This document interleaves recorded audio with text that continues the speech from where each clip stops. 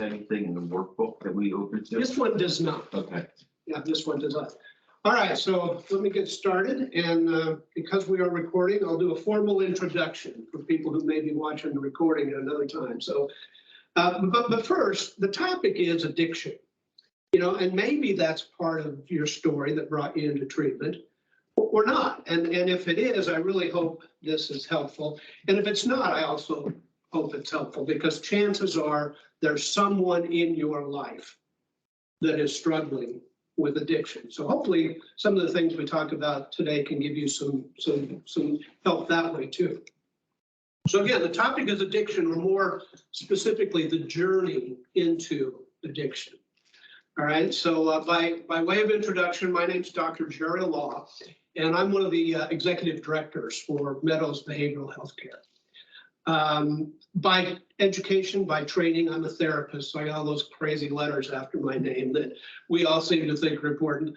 But primarily, I'm on the administration side of things here. But I do several lectures and cover some groups and just really enjoy that part of it as well. But because of the topic, there's another way I will introduce myself. And this is a way that I introduce myself at a lot of meetings that I attend every week, where I just say to my friends, "Hi, everybody, my name's Jerry, and I'm an alcoholic addict." And you know what? I'm okay with identifying myself that way. I wasn't always. Oh my God, I fought that for years. But what I've learned about addiction, what it is, and to me equally important, what it is not, has really changed my mindset.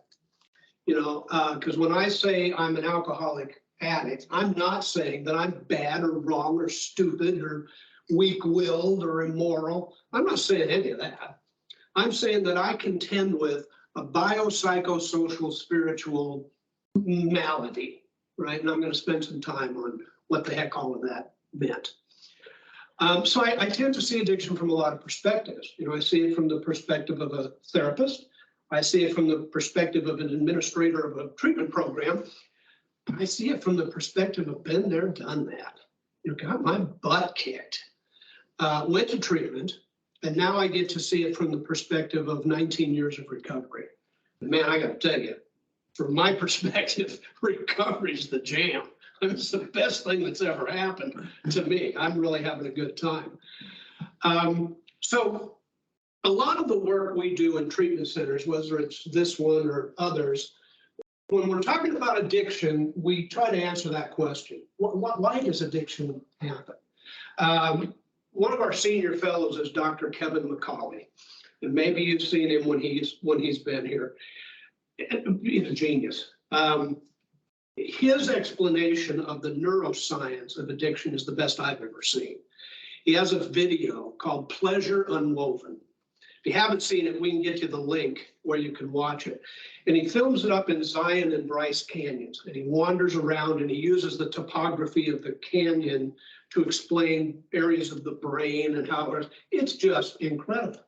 You know, I'd been in recovery probably 10 years the first time I saw that video, and it was like the heavens parted. I was like, oh my God, why didn't somebody tell me that? Nobody knew it even 20 years ago, but we know it now, and it's really a game changer. So I leave the why question to Dr. McCauley. And what I like to focus on in this talk is this. How'd this happen? You know, how'd this happen to a nice guy like me? When I was in the 8th grade, I attended a school that had 8th grade graduation. You know, we walked across a platform and got a certificate, the whole bit. And 2 or 3 of us were selected to give a talk, you know, in my 8th grade graduation speech.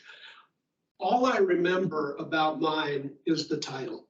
That's it. And the title was My Goals for Life. You know, Jerry, you're 13. Like, you got a clue, man. I don't remember any of the goals, but I think I can safely say that not one of them was, you know, my goal is to become an alcoholic addict. I was never thinking like that. But that's exactly what happened.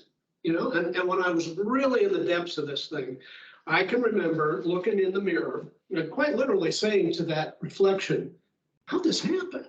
This was not part of the plan.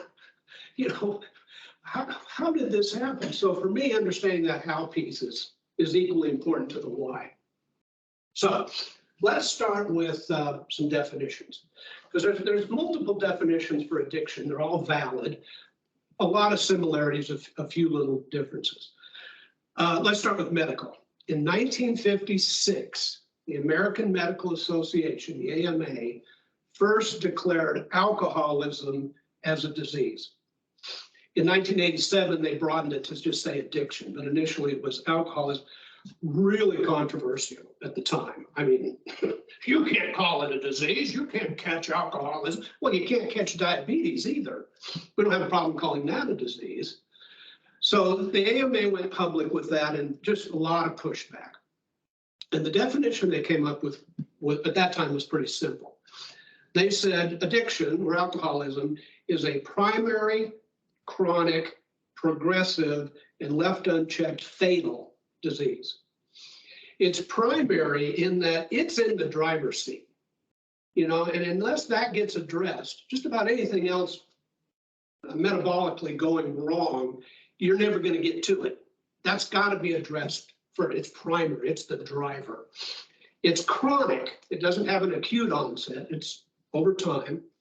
It's progressive. It's not only progressive, it's predictable. One of those doctors back then was a guy by the name of Dr. E.M. Jelinek. And he created this thing called the Jelinek curve. It's basically an inverted bell.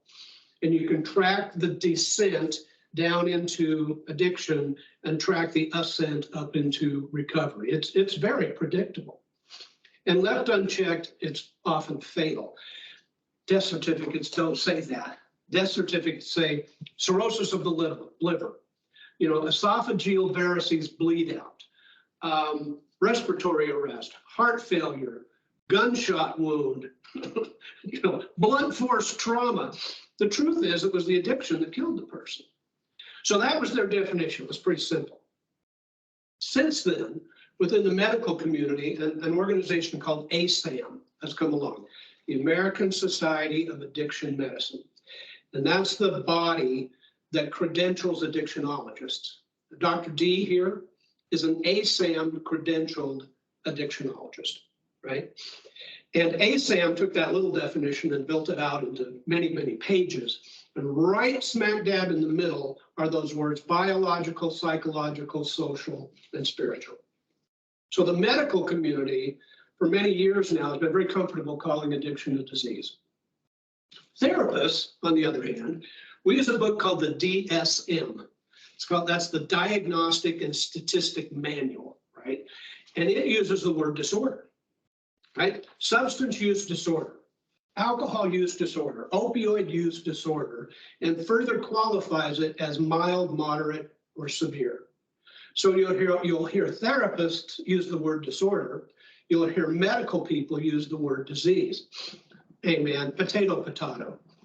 We're using two different words for the exact same thing, right? And personally, I exited the debate a long time ago, whether it's this or it's everything, right? And here's the definition that really changed that for me. One of our former senior fellows was a guy by the name of Dr. John Bradshaw. He passed away in 2016, unfortunately. He was a giant in our field. And back in the 80s, he had a series on PBS, and he was quite well known. His definition of addiction is the one that I use. And so Dr. Bradshaw says, addiction is a pathological relationship with any mood-altering experience that has life-damaging consequences. A pathological, an unhealthy relationship with a mood-altering experience, whether that's a substance or behavior or whatever, and the result is life-damaging consequences. Oh yeah, you know, it's not so much about the frequency or the quantity. It's not about a debate between opioids and heroin or booze and bourbon or Playboy and Pornhub. It just isn't about any of that. It's about this unhealthy relationship that I've got going on with any mood altering experience. And the result is life damaging consequences. God, I love that definition. But we all, therapists, medical people, we all agree on that biopsychosocial spiritual model. Biological, psychological, social, spiritual. So let's spend just a few minutes on that. Okay. Biological,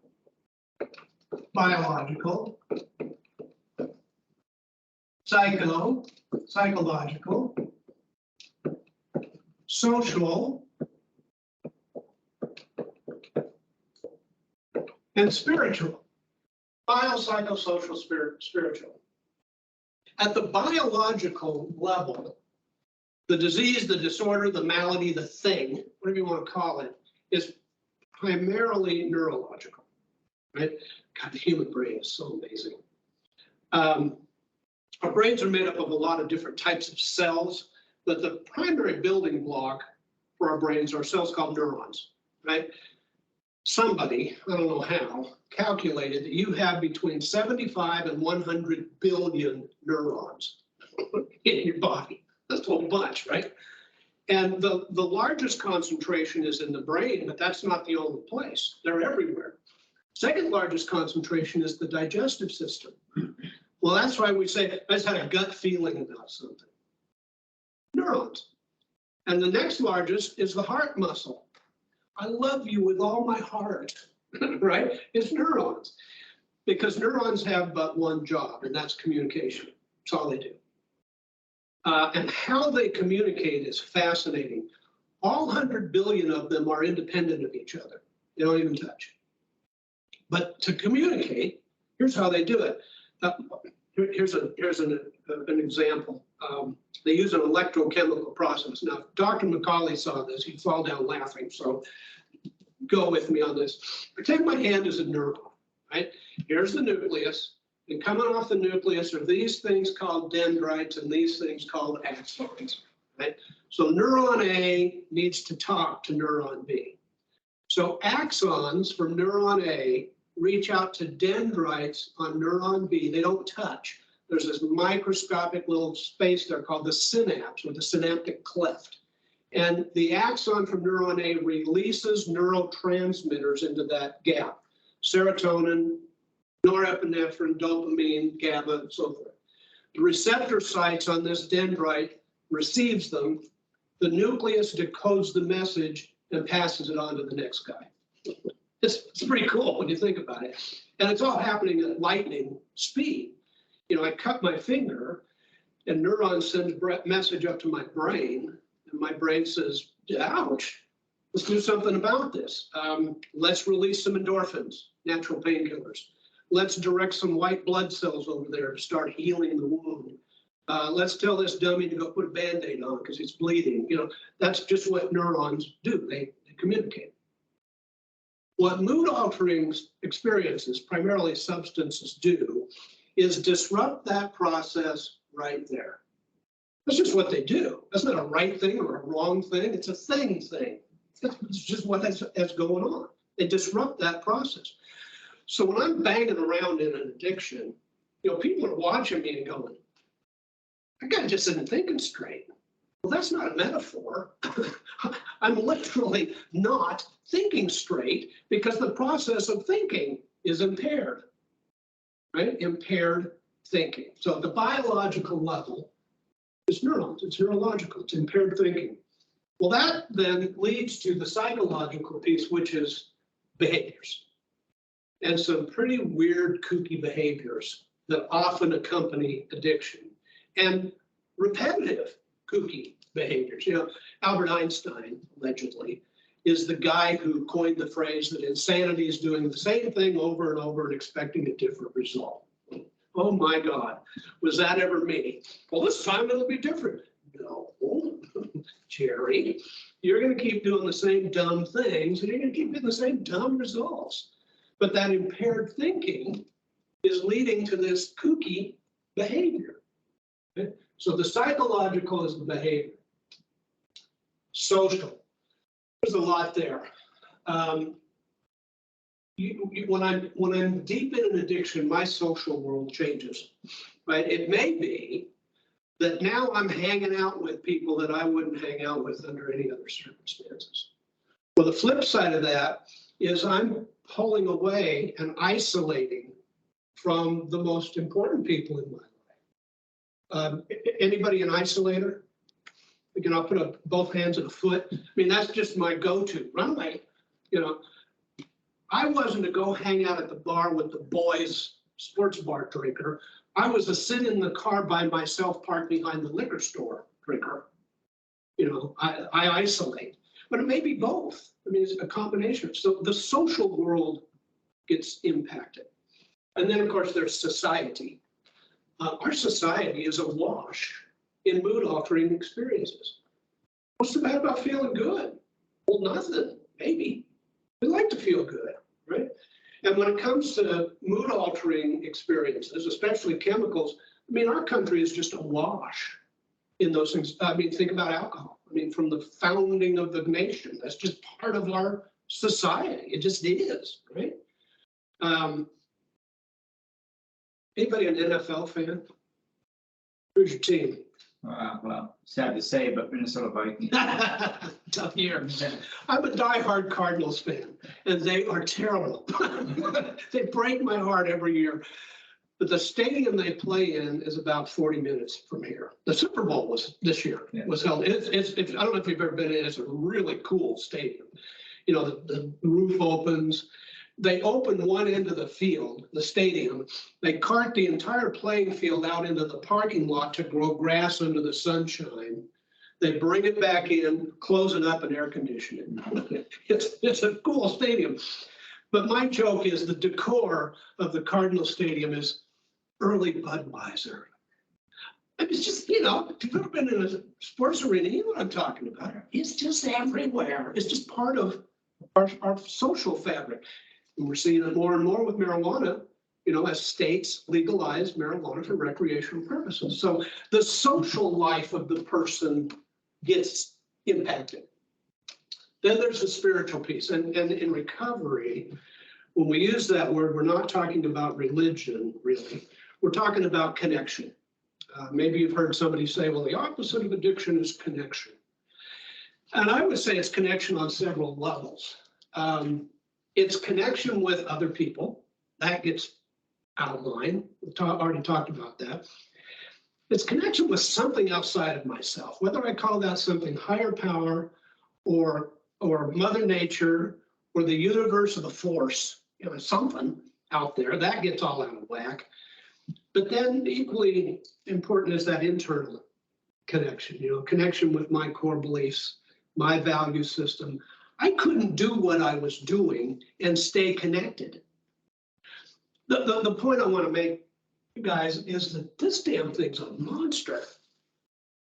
You know, and when I'm in it, it's impacting me on all of these levels at the same time. And it's why simple, well-meaning, but simplistic approaches aren't very effective. Well, just quit. If you really wanted to quit, you would. Nancy Reagan, just say no. Well-meaning, but for a person who's in a full-on addiction, those approaches aren't very effective, right? Because it's a monster. It's not like catching a cold. Yeah, in 2 weeks, good to go. Or a broken bone. You know, set it, take care of it, protect it. 3 or 4 months down the road, good to go. It's just not like that. This thing is a beast. So, how? I guess a person could just wake up one day addicted. I've not met that person, but I'm not saying it couldn't happen. Geez, I've met thousands of people who say, well, it wasn't always like this. You know, changed over time. And that's certainly my story. And here's the way I like to illustrate that. We'll just call it the journey into addiction, right? For most people, it starts out down here with the use of whatever. The use of alcohol, the use of cocaine, the use of gambling, the use of whatever. It's just a mood-altering experience, but it's not a problem. Right? You know, this is the guy who goes to the casino a couple times a year, spends a few $100, has a blast, goes home, that's all there is to it. Right? I belong to two different 12-step fellowships, and one of them's AA. And AA is just infamous for nicknames and slogans and all these things. And one of the nicknames in AA is the word normie. Okay, a normie is a normal drinker, right? A normie is a person who can have a drink or not. A normie is a person who can have half a drink and leave half. Okay, now to an alcoholic, that's alcohol abuse. Why did you order this if you're not going to drink it, right? My wife is textbook normie. I don't know, maybe she has 3 drinks a year, and I don't know that she finishes any of them. You know, we were out with some friends one night, and she orders this pink thing, you know, with the umbrella, and she takes a sip, and before the server can leave, she says, she pushes it away, and she says, "Oh, that's too strong. Bring me a Pepsi." And I'm sitting there thinking, what are you talking about? There's no such thing as too strong. There is to her. And that's wonderful, right? That's just where she lives. It's wonderful. And most people do. Then there's a group of us who, for any number of reasons, and I'll leave the reasons to Dr. McCauley, we go a little further on the journey. And it changes, it transitions from use to abuse. And that's different. What I've noticed is this is where the bad stuff not just starts to happen, but repetitive bad stuff, right? A second DUI. You can get a DUI anywhere, but second DUI. Losing another job. You know, you can show up from work one day and they say, guess what? Your number got picked. You go drop a random UA, you test hot, and you lose another job. Or getting kicked out of another school, you know, or suddenly I'm the guy that nobody invites over for Thanksgiving, Christmas, birthdays, because I don't know how I'll behave. I don't know how I'll behave, right? It is different. More good news. Most people who reach this level find those consequences painful enough that they make a decision and turn around and go back this way. And they're capable of doing that. Some people do it on their own. Some people need some help, but they're able to do it. I know a guy who his story is that his last, I think it was 2 years of college, he was a party animal. I mean, he's just hammered every weekend. He graduated somehow and just decided, I'm done with that, and has lived the rest of his life here. You know, that's terrific. All right, then there's another a subset of us who keep going on the journey. And it transitions again. It turns into this. Dependency, which clinically is different. Now you'll hear people use those words interchangeably, but from a clinical perspective, they're really quite different. You know, I mentioned that book, the DSM. The DSM lists 11 criteria. And we look at it, and the more of those criteria a person meets, the more likely they are somewhere down on this end of the journey. I'm going to give you, let me give you, I don't know, 3 or 4 that we see a lot. I wouldn't call them universal, but we see them a lot. And then I'll give you 4 that were absolutely part of my story. The first one we're just going to call the loss of control.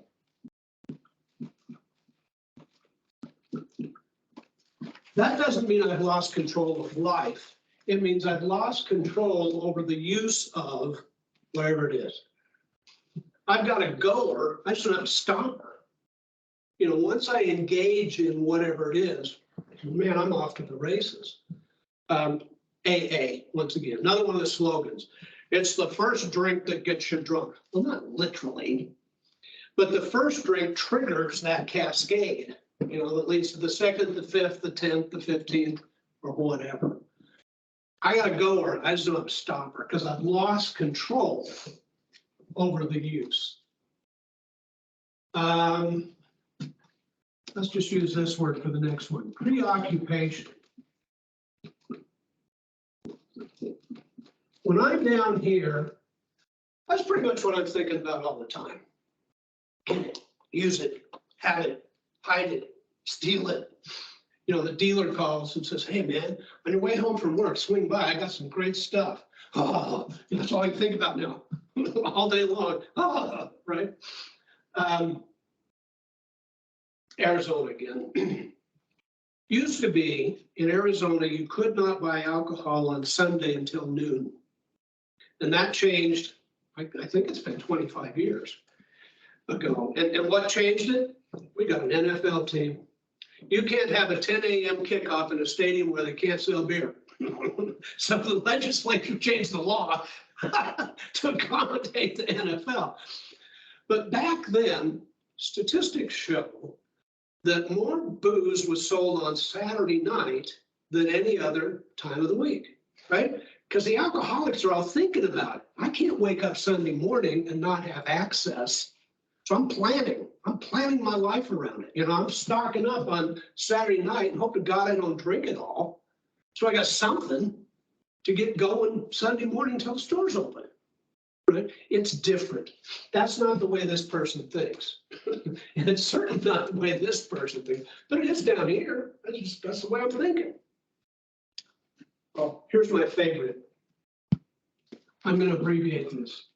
We'll call it continued use despite the consequences. Right? We talked here about the pain of the consequences driving change. Down here, the consequences just become an acceptable part of the deal. You know, I lose my job, I don't care. That guy was a jerk.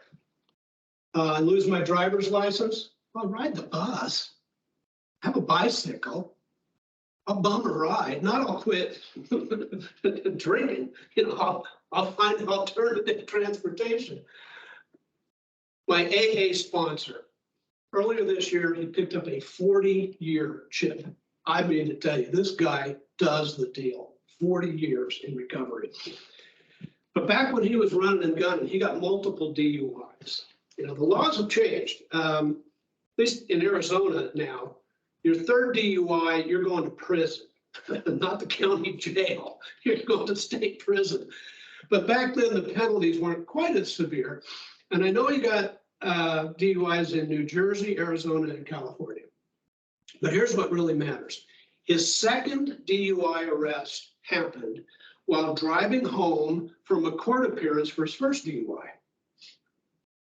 Right? And I remember him telling me that story, and I thought, yeah, I get it. The consequences aren't driving change. They're miserable, but they're just part of the deal. Okay, let's do one more. I'm going to use the word distortion. And what I'm talking about is a distorted perception, you know, about what's going on. And what I've noticed is certainly in my case, and I've noticed in a lot of people, that distortion manifests as denial. And there's more than one type of denial, but there's at least these three. The first one is, you know, the hands on the hip, I do not have a problem denial. The second one, I don't know what you'd call this, but it was me. And it was, well, you know, I might have a little problem, but I can handle it. I am special. I will be, by God, the first successful alcoholic addict in the history of the world. You know, I'm special. I'll manage this. The first time, guys, the words "I'm an alcoholic" came out of my mouth. Way back when I was in the corporate world, driving to work at 7 o'clock in the morning, and I'm already drunk, driving to work. And those words fell out of my mouth. Now, there was no one else in the car. It wasn't a confession. It was just words fell out. Well, that was not followed by, ooh, I need help. That was followed by, well, I got to figure out how to manage this. And honest to God, guys, I drove to work that day and created a spreadsheet. The where, the when, the how much. You know, I'm going to manage this because that's what I did. I'm a manager. And right about the same time, I was running a business that had a facility in Phoenix, another one in Southern California. And the executives were all on the East Coast. And they came in one day and, Jerry, you're just doing a great job. See, I can't be an alcoholic. You're doing a great job. We want you to take over the place in California also. We want, you can spend 3 days a week in one place and 2 days in a week in the other, and alternate, whatever you want. I gotta figure this out. I gotta find plane reservations and a hotel and rental car. And, you know, this was before Google Maps. This was back in the day, you print a damn map out, you know.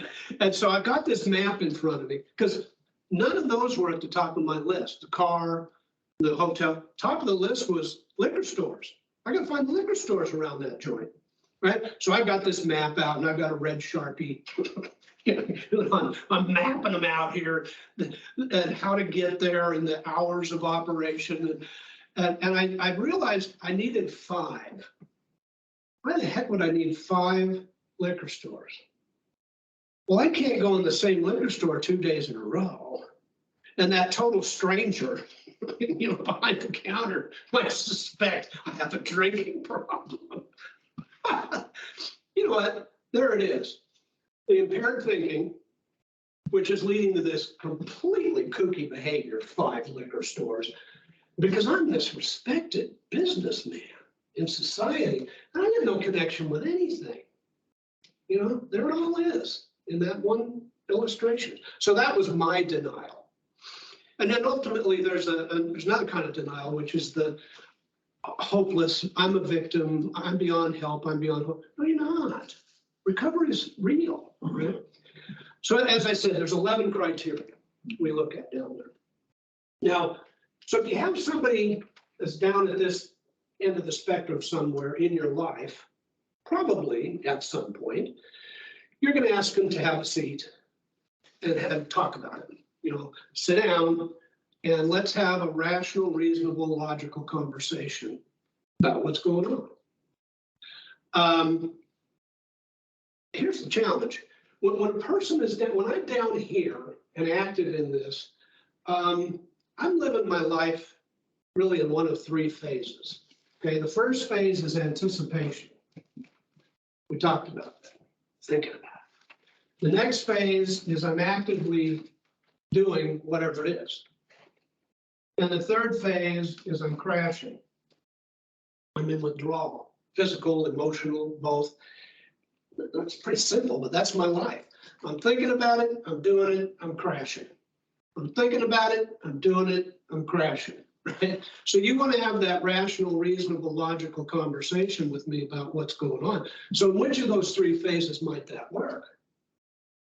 It's a trick question. None of them, right? Because when I'm here, I become a bobblehead. Yeah, whatever you say. Oh, yeah, that sounds really good. Because on the inside, I'm thinking, as soon as you shut up, I'm going to go get a drink. And when I'm here, are you kidding me? That's right where I want to be. And when I'm crashing, I'm so miserable. I don't want to listen to what anybody has to say. So it's hard to have a rational, reasonable, logical conversation with a person who's in the grips of an irrational, unreasonable, illogical disease, disorder, malady, right?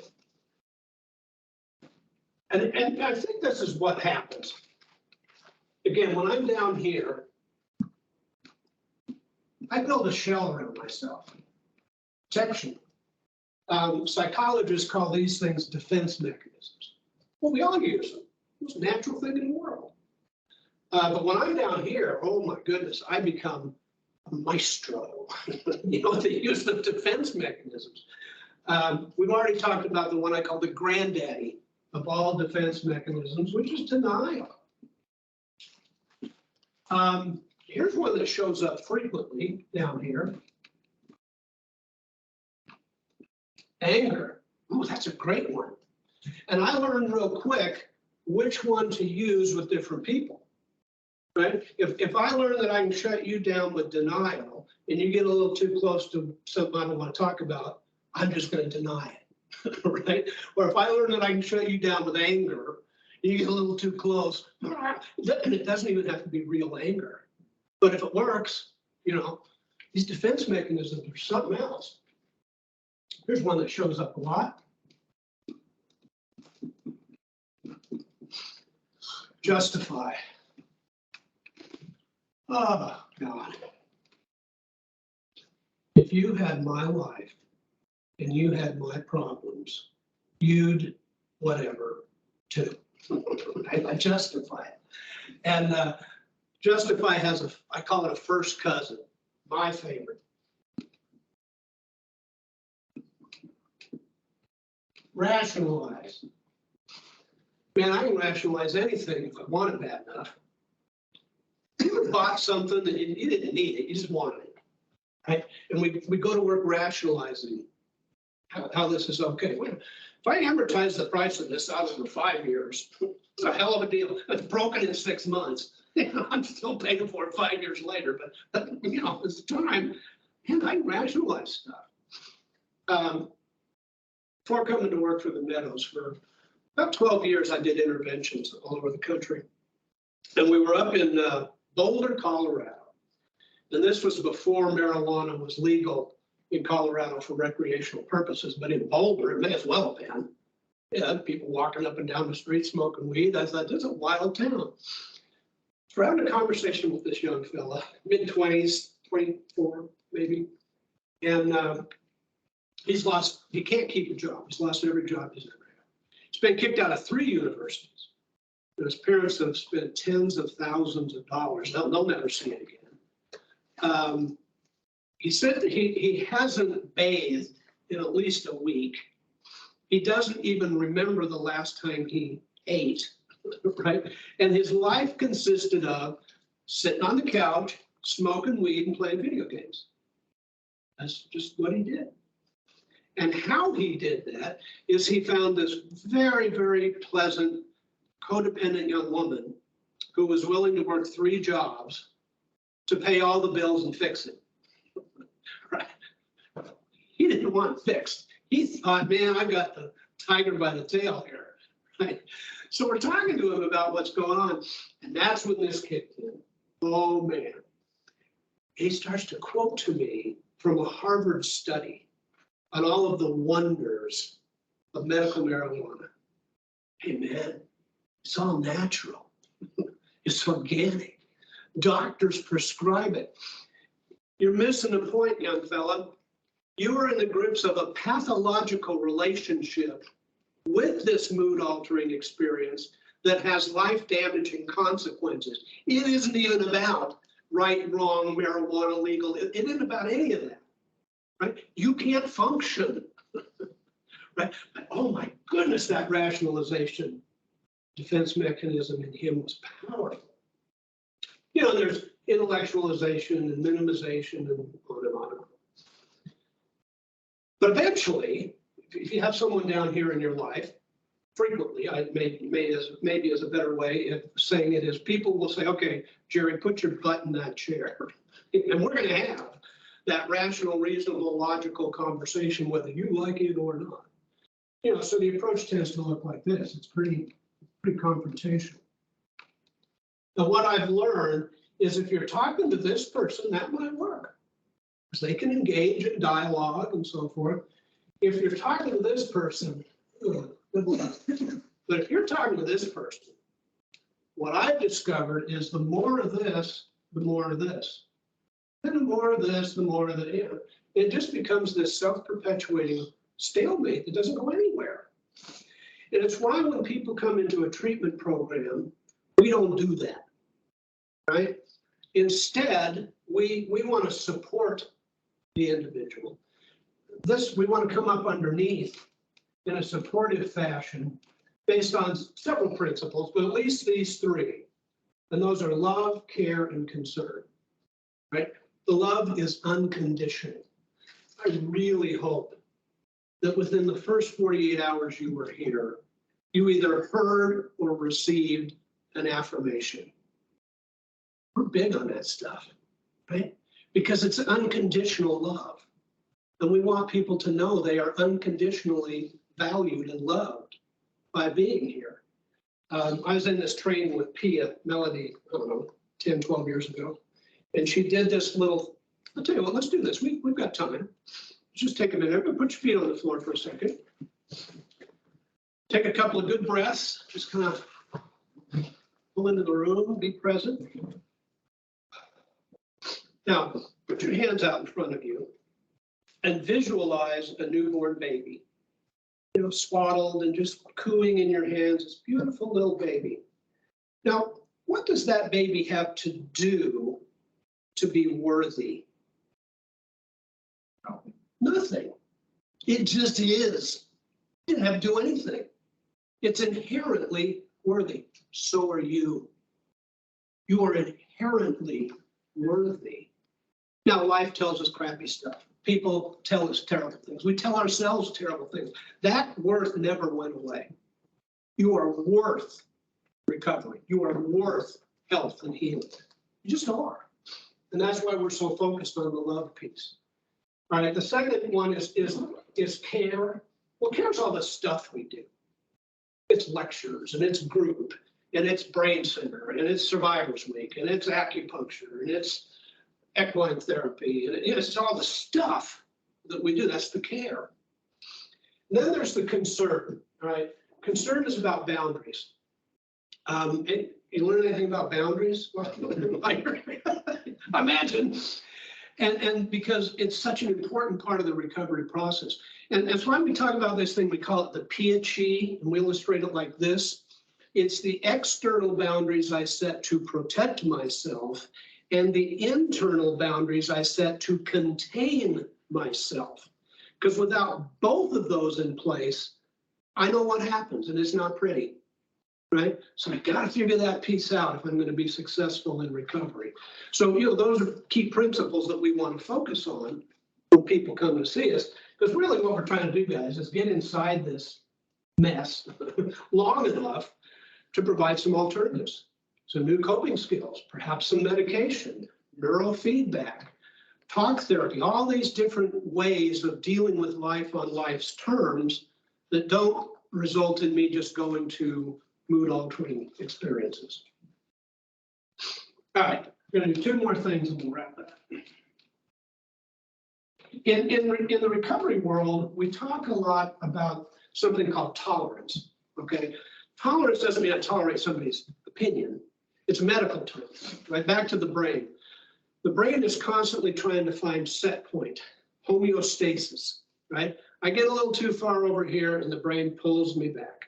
I get a little too far over here, the brain pulls me back. It's constantly trying to find that set point, or let's just use the word baseline. So here I am at baseline, and I engage in a mood-altering experience. Let's just use alcohol for the ease of the illustration. So I have a couple of drinks, and it takes me this direction towards either euphoria or relief, or maybe both. I don't know, a crappy day at work and go home and have a couple of drinks, and I feel better, right? Two things are going on in my brain, right? I've gone this direction, and my brain is going, gee, this feels good. And at the same time, my brain is saying, what is this stuff? Okay, liver, do your thing. Kidneys, do your thing. Flush this stuff back out because we got to get this guy back to baseline. We say it wears off, right? So I come back to baseline. No big deal. And a couple months later, I do it again. It's no big deal. That's this person. It's not problematic.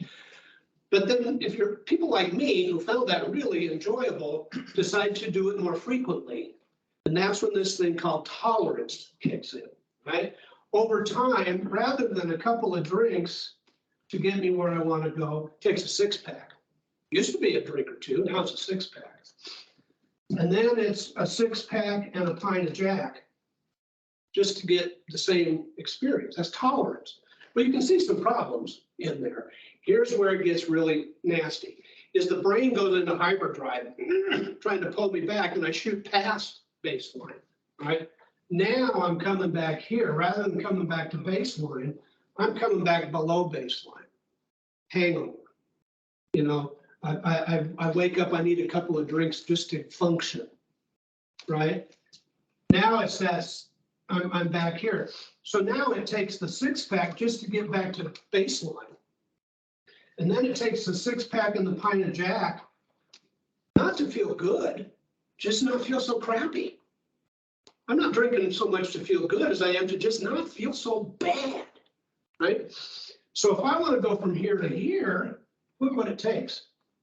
And that has the potential to be fatal or lethal, or bankrupt me, or get me arrested, or whatever the case may be, because it takes so much of this mood altering experience to get what I'm after that it becomes a huge problem. So an important part of the journey. All right, one more thing. I'm going to draw a picture, and then I'll tell you what it is. You do not want me on your team for Pictionary. Anytime I draw something, I say, okay, now let me tell you what that is. And I've drawn this thing 100 times, and it never looks anything like it should. All right, go with me. That's a cucumber. Okay. Now, if I take a cucumber and I put it in this jar of brine and leave it there long enough, what happens? Preserve. Becomes a pickle, Yeah. right? Becomes a pickle.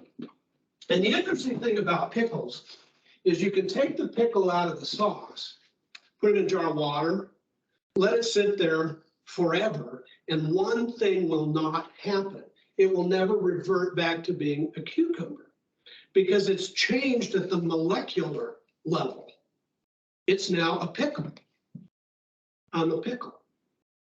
Okay, I stayed in the sauce long enough that I changed at the molecular level, right? So my quest in recovery isn't trying to figure out how to be a cucumber again, but how to live life with happy, joyous, and free as a pickle.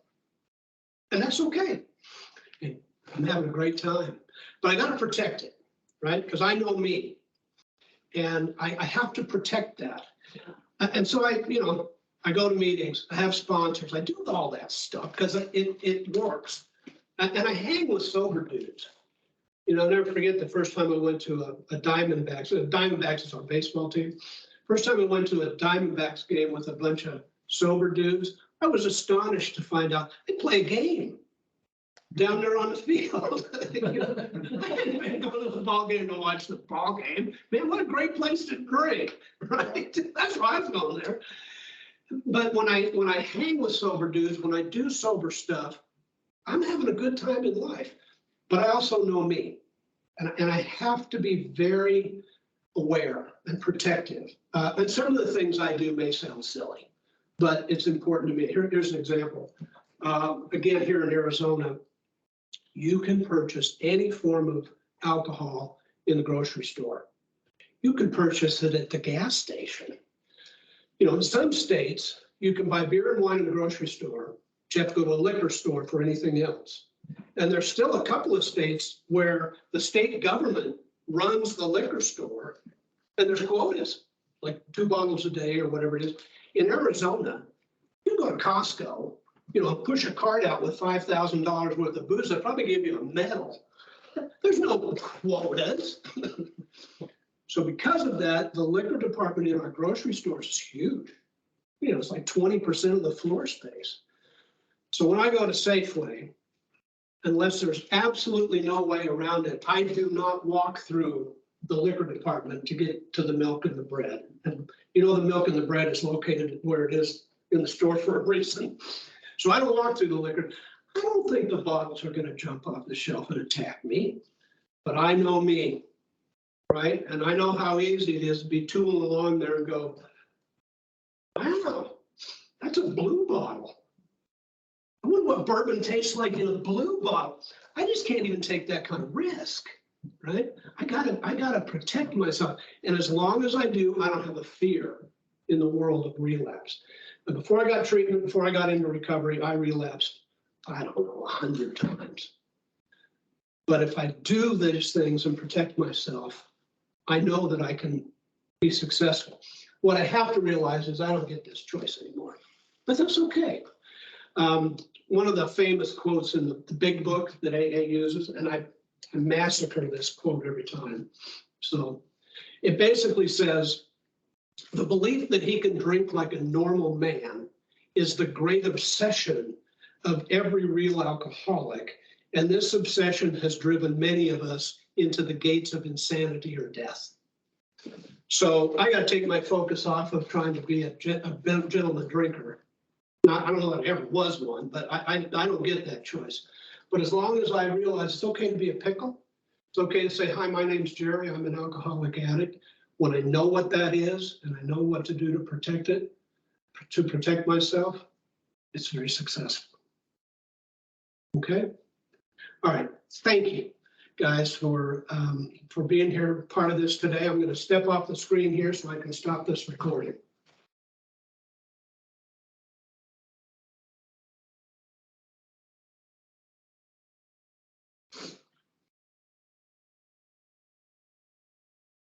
Okay,